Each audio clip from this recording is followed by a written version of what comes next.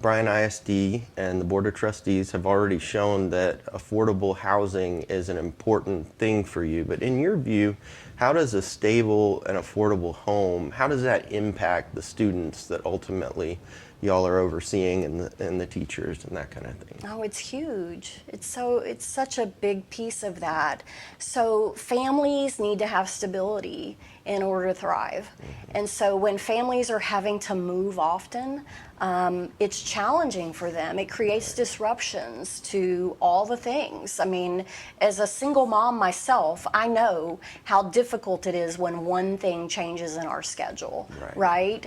When my son was young. So I can only imagine the challenges facing families when they have to move often, for different reasons, right? So the ability to have affordable housing that's stable, where families can continue to thrive, is really, it breeds dividends in terms of the school district itself.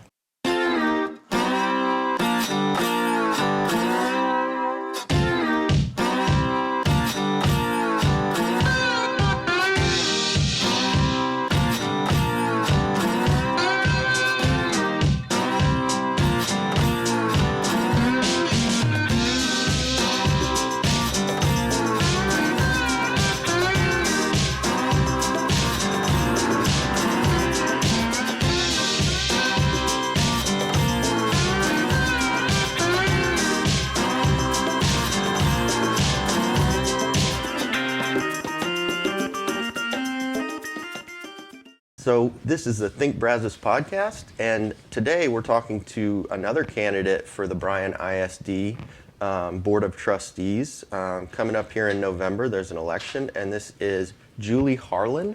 She is a candidate for the Place 2 ISD, Bryan ISD election in November. So thank you so much for coming on the podcast. Yeah, thank you for having me. So first of all, I wanted to do another thank you. Thank you to you, the Board of Trustees, and all of BISD, the students, the teachers, for your support of Habitat for Humanity that funds this podcast. I think it's a great thing that you all have done. For those that don't know, BISD actually did a full sponsorship for a Habitat for Humanity home.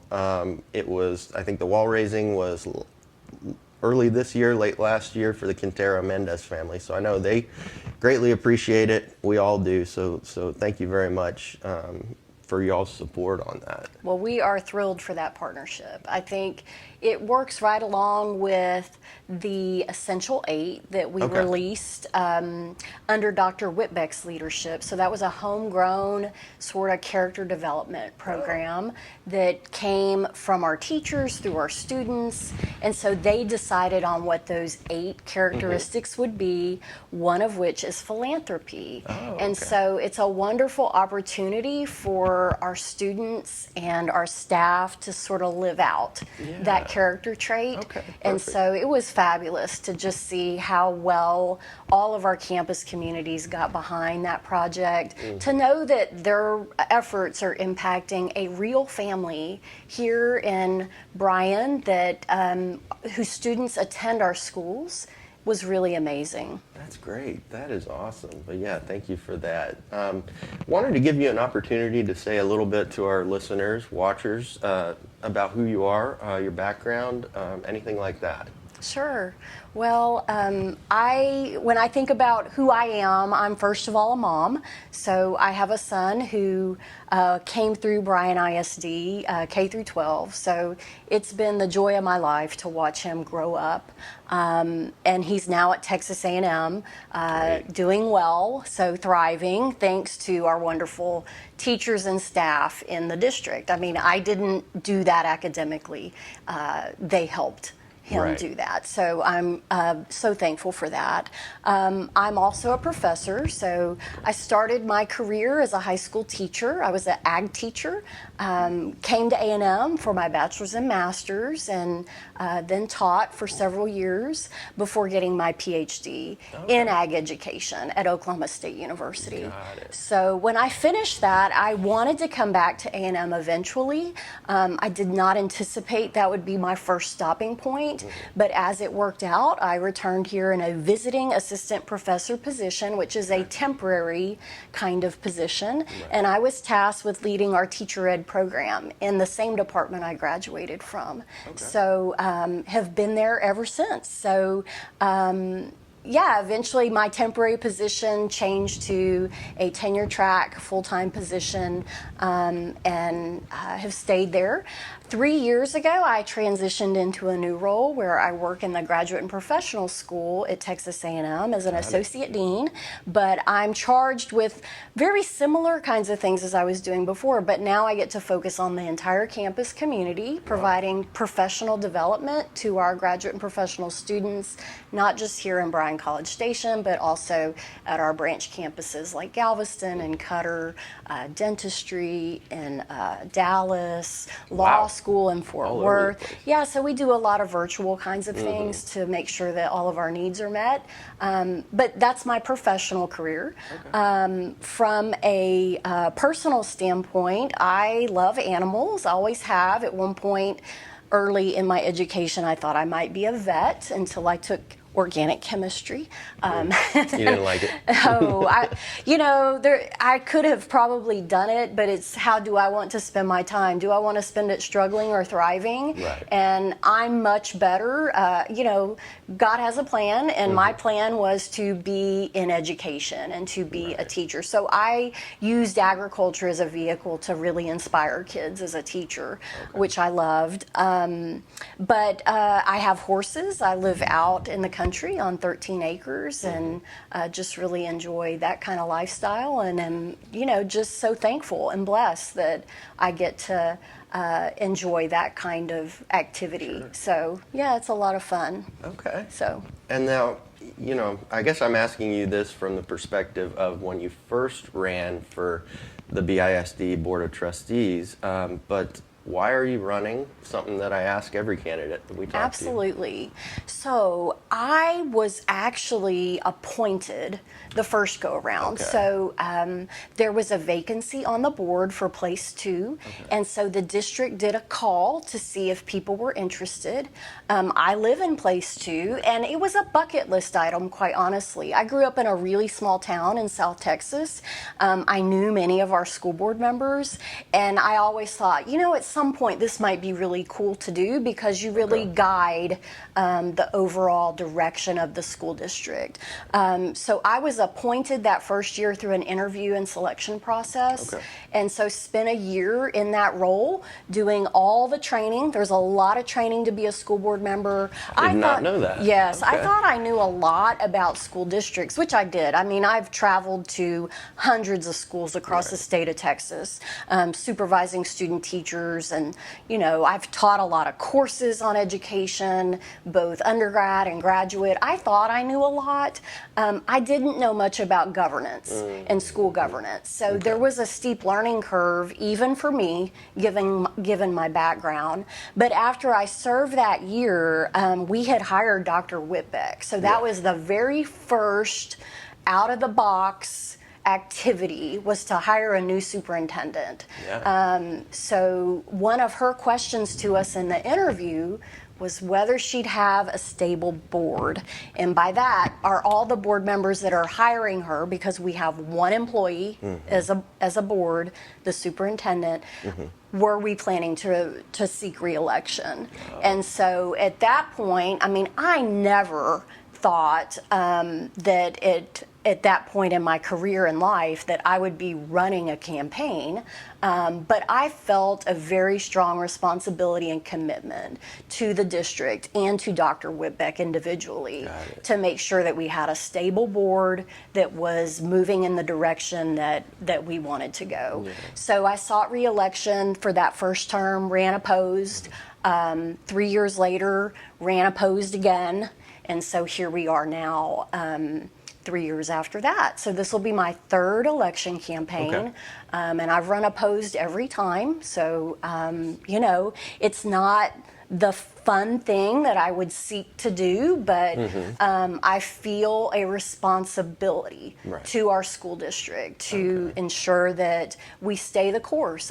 From my perspective, Things are never perfect, but they are going very well given our leadership with Miss Ginger Carabine. She's a wonderful superintendent, and I feel like I have a responsibility to continue in the role if our voters choose me for that.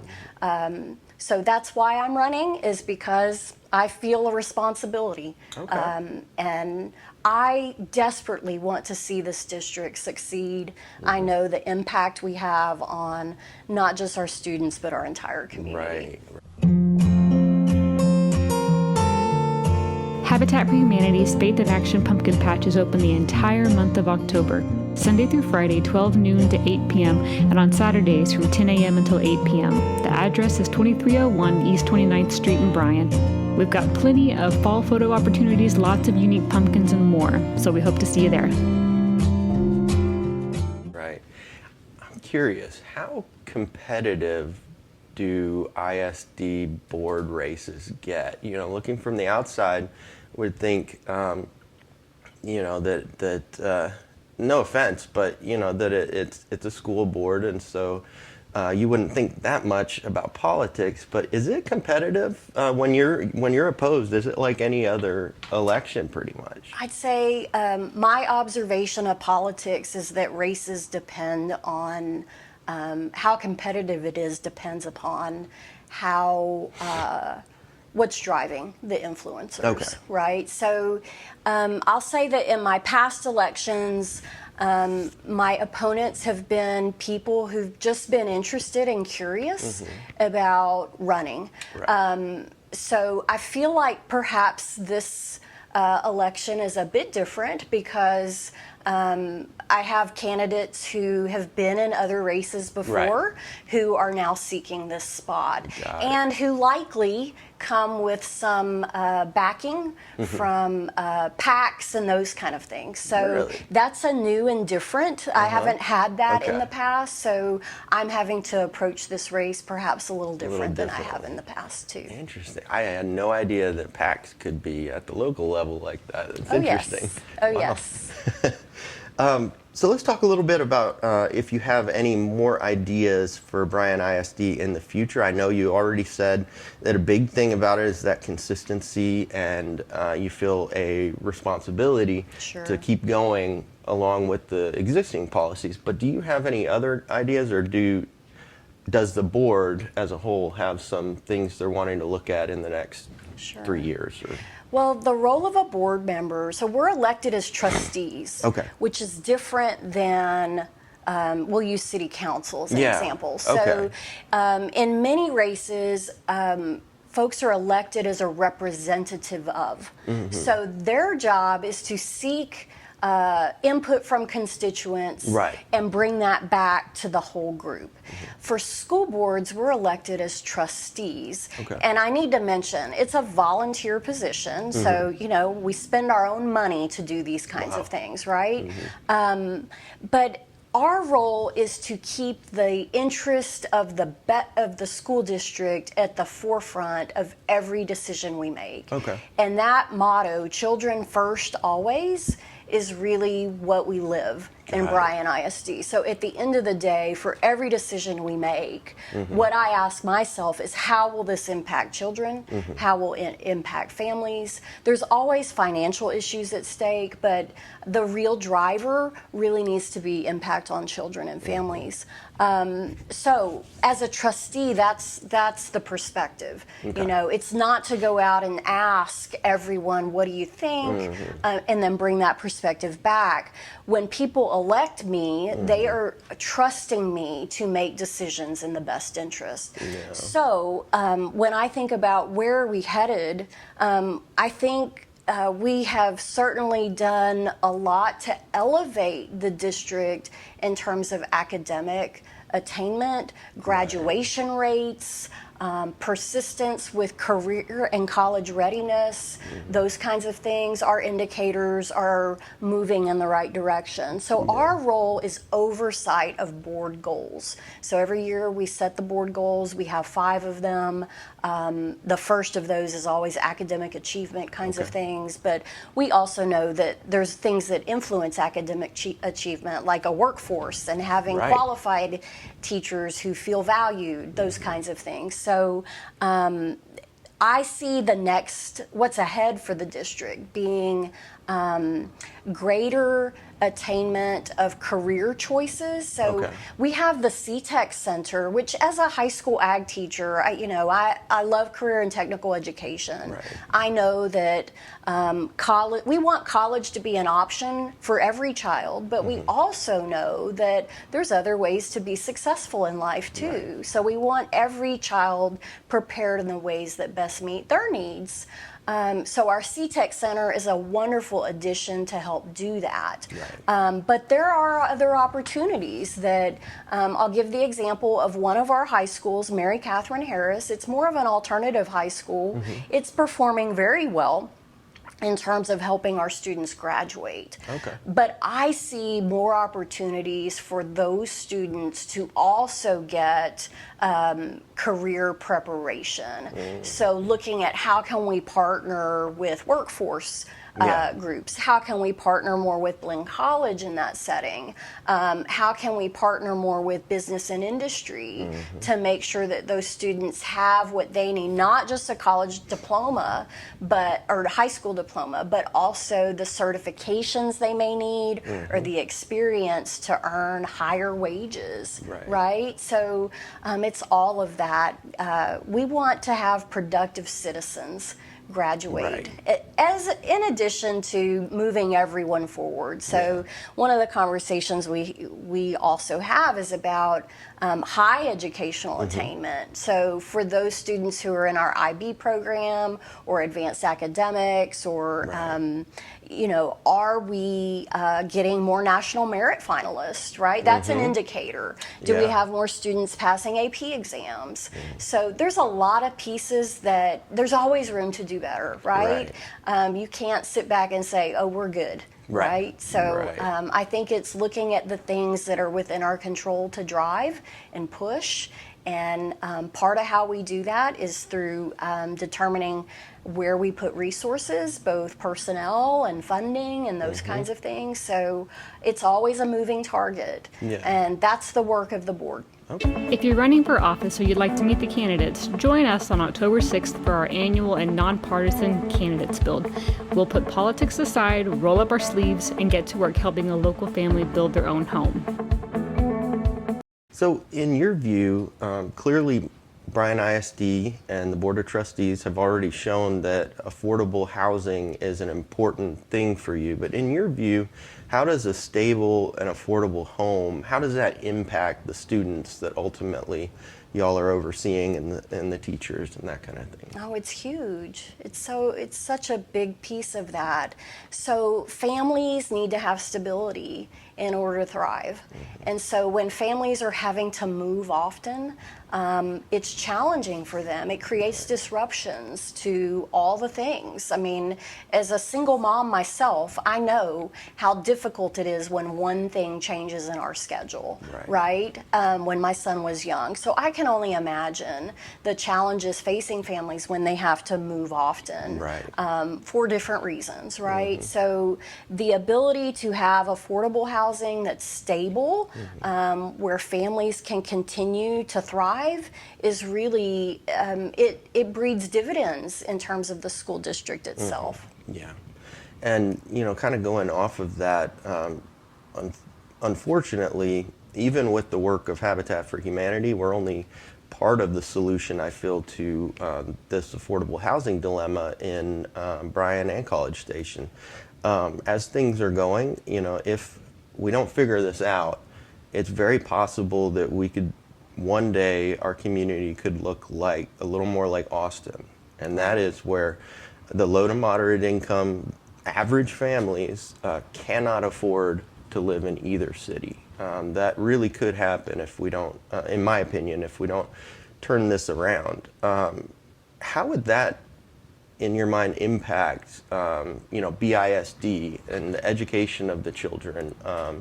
If you have any thoughts on that. Of course. Well, children bring who they are Yeah. to school every day. Right. And the traumas that they experience at home translate to difficulty in a classroom. I mean, that's just the reality of it. I mean, Maslow's hierarchy of needs says that if our base needs are not met relative to safety, and housing is safety, that it makes it very difficult to move up the scale and learn math that day, right? So I think that it's a problem that is a responsibility of all of us in our communities to try to help families and to determine what is the path.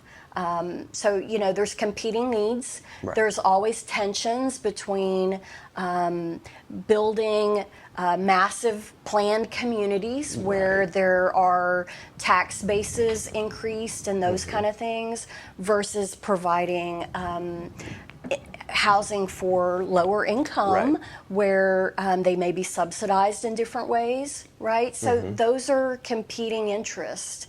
And we see it play out in not just local politics, but state politics as well. And at the end of the day, I mean, it behooves all of us to ensure that we have a population of people who feel supported, who can thrive, who, these are not just residents of our communities, they're also voters. They're working on our communities. So from my perspective, part of the reason I'm so passionate about the work on the school board is that when we have children sitting in pre-K or in kindergarten, we can identify who's at risk.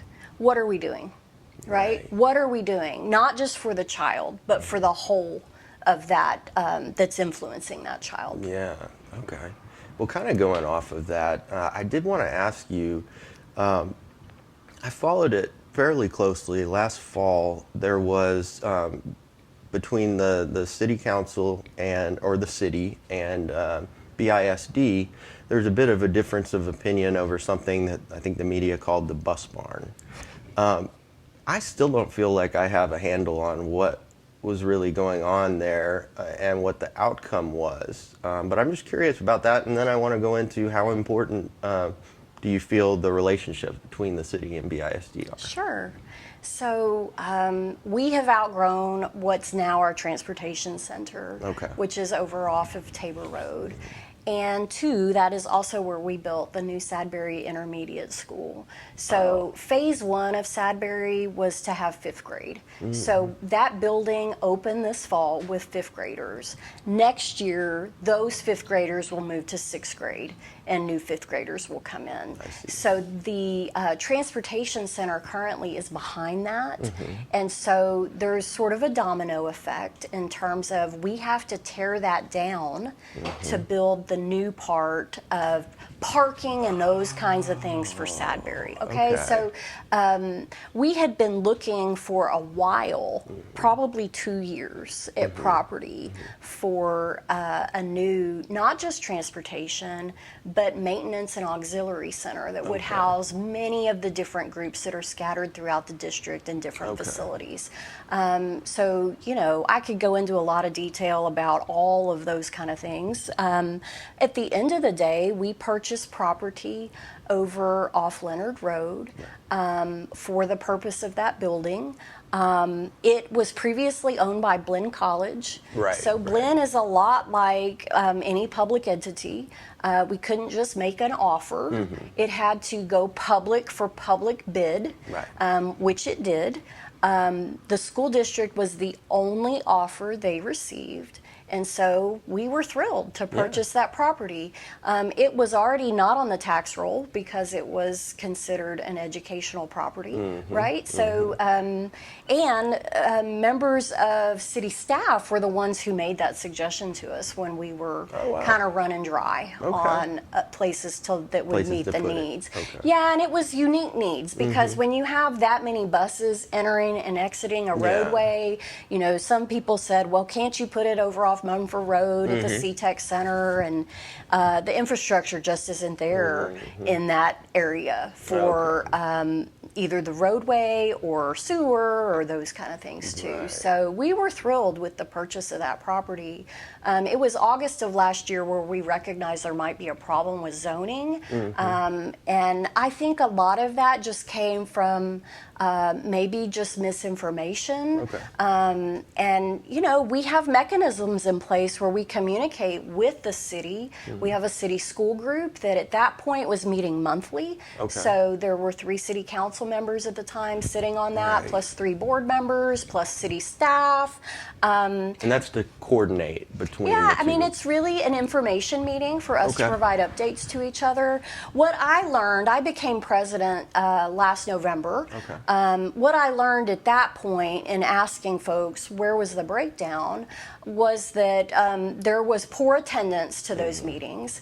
And though we were giving updates about all of this, it wasn't necessarily heard by members of the city council. I see. City staff, I think, were well informed, but they also didn't recognize that there might be challenges. So, you know, hindsight's 2020. We can always work to communicate better. You asked about relationship with the city. It's critical for us Yeah. to have great relationships between the city and the school district. But I'll also add that we have different lanes, right? So the school district is responsible for education. We have independent school districts in the state of Texas, not municipal school districts for that very reason, right? We it. have different goals and objectives.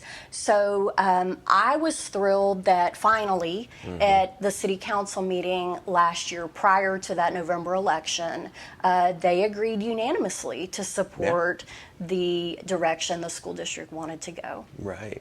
I lost my train of thought of where I wanted to go next with it. But I'm thrilled to hear that y'all are continuing to look to work together and that you have to. I know what it was. I wanted to ask, I hope I'm not getting too technical here, but I've noticed that like the city council, the school board, they have some say in, for example, maybe not the zoning, but in like approving a new subdivision, for example. Is that correct? Or am I, do y'all ever deal with property issues? Because I know you have a lot of the part of the property tax, you know, on Yeah, homes that I are wouldn't paid. say that we get says in those Okay, things, right? okay. So occasionally we will get an appeal related to, so I received one time where it was a historic building out in my area that Okay. they had not paid property taxes on in some time, and so they were seeking relief from that, okay. from the school district, and so there's a process for that is what I Yeah. learned. But I'd say that most of the decisions related to property taxes are set by the state of Texas, Okay. not by school district. Yeah. So we do set tax rates for for the school district tax, but it's really predetermined by what the state says we can do. So it's not as lucrative as perhaps zoning issues. No, I do get updates as board president. I do get letters from groups who are seeking to have to build perhaps lower income housing Yeah. in our area, and so we are updated on that. Okay. But we don't have a vote in terms of yes or Got no, it. as far as I Okay. can tell. So yeah, other than that, what I wanted to do is give you another opportunity to say anything else we might have missed. Is there anything else you wanted to add to this conversation? Well, one of the things I get asked a lot about is who gets to vote on this race. So if you look at the map for Place 2 for Bryan ISD, it is a separate map from other elections. Okay, Right.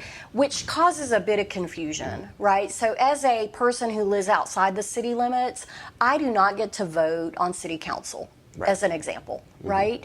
But Place 2 extends all the way from past downtown Bryan, almost to 2818, I believe, all the way up toward Highway 21, so everything sort of east of 21, except for Okay. one little part around Wixom Valley and Curtin, to OSR. Wow. Okay, so that's Okay. a wide swath. all the way up to where the county, sort of the county line ends. So like Edge in that area? All of that, Wow. right? Okay. So one of the things I'm trying to help people understand is that for our rural citizens, they have a vote in school board elections. And I hope that they use their voice to, get out and vote, because they are not accustomed typically to seeing those kind of races on their ballot. And because this isn't a large primary election or those kind of things for big races, I'm concerned that folks won't vote because they think that they don't have anything on their ballot. So there are a lot of propositions on this ballot as well as school board races. So this is our appeal to anyone watching this, that if you live in that part of the county, definitely come out and vote, because 2023 is sort of an off year, but there are still important elections taking place. So absolutely, please come out and vote. Yes. And if they're curious about where to find those maps, if they go to our Bryan ISD website, under school board, under elections, those maps are there and posted. I also have them on my Facebook page for school board. So anyone who's looking for that, I hope that they can find that as a resource. Perfect. Well, Julie, it's been fun. Thank you so much for coming in and sitting on the podcast today. Of course. Again, this has been Julie Harlin, candidate for Place 2 BISD School Board. Thank you so much. Thank you so much. Appreciate it, Charlie.